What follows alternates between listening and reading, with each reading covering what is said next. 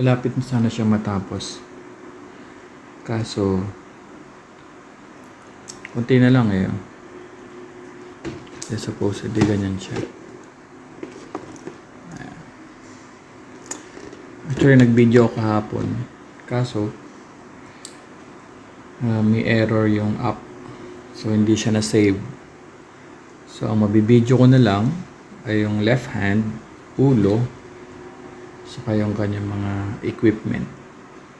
Sayang, hindi ko na video to. Kakaasar. I think yung na-video ko lang, yung ano lang, yung umpisa. The rest wala. Kainis. Anyway, yeah. Continue tayo sa video.